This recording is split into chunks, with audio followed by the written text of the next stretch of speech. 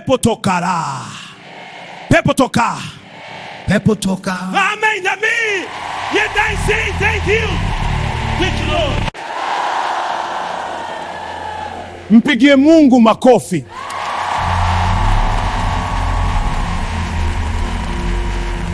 Asubuhi ilianza kama kawaida katika jiji la Dar es Salaam, kelele za magari, milio ya honi, wauza kahawa wakitangaza bidhaa zao pembeni ya barabara, na harakati zisizoisha za watu waliokuwa wakikimbilia shughuli zao.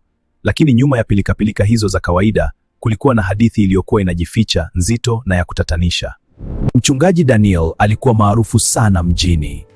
Kudasura giniani skuzia, kaendwe ni merijaze kula Sinza, meja nuru ya Bwana. Ndokage amanemi yetu wa Bwana.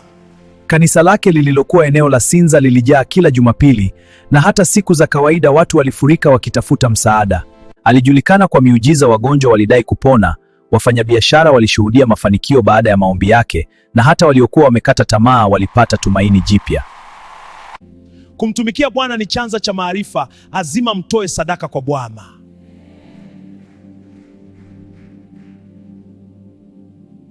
Lakini kama ilivyo kwa hadithi nyingi za mijini, si kila kitu kilikuwa wazi juu juu.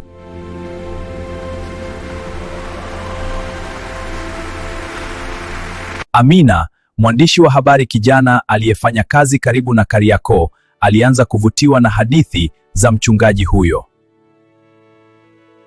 Kazi yake ilikuwa kuchunguza ukweli, na ingawa watu wengi walimsifu Daniel, kulikuwa na minongono ya siri isiyoeleweka.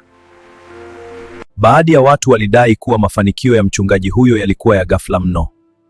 Wengine walidai kuwa watu waliokuwa karibu naye sana walibadilika kitabia. Walikuwa na hofu, walijitenga, na walionekana kana kwamba kuna kitu kinawafuatilia. Siku moja jioni, baada ya kazi, Amina aliamua kuhudhuria ibada ya mchungaji Daniel. Kanisa lilikuwa limejaa hadi nje, taa za rangi zikimulika ukumbi. Karibu sana Amina. Siku moja jioni, baada ya kazi, Amina aliamua kuhudhuria ibada ya mchungaji Daniel. Karibu ndugue. Bwana. Mchungaji alipanda madhabahuni, akavaa suti nyeusi yenye kung'aa, macho yake yakizunguka ukumbi kana kwamba anasoma fikra za kila mtu. Ndugu zangu, Mungu anaziona nyoyo zetu. Leo kuna miujiza itatokea. Leo kuna miujiza itatokea. Leo kuna miujiza itatokea. Miujiza. Haleluya, pokeeni uponyaji. Mpigie Mungu makofi.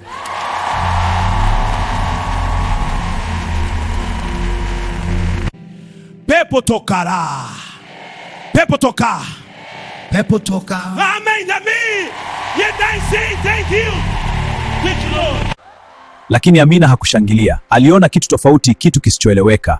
Macho ya yule mwanamke yalionekana tupu, kana kwamba alikuwa chini ya nguvu fulani. Baada ya ibada, Amina alianza kufanya uchunguzi wake. Alizungumza na baadhi ya waumini. Kijana aliyejitambulisha kama Joseph alikubali kwa sharti la kutotajwa sana. Samahani, wewe ni Joseph, sitaki kutajwa sana. Nilikuwa karibu sana na mchungaji, Joseph alisema kwa sauti ya chini walipokutana mgahawani Mikocheni. Ni vizuri kusikia hivyo. Ndiyo, alikuwa mtu maalum. Lakini niligundua mambo yasiyo ya kawaida. Kuna mikutano ya usii ya kawaida na si maombi ya kawaida. Unamaanisha nini? Ninaogopa kusema mengi. Lakini kile unachokiona kanisani si kila kitu. Kuna nguvu nyingine nyuma yake. Nahitaji nguvu zaidi. Toa sadaka ya damu zaidi. Nitafanya hivyo. Nasifu roho hizi.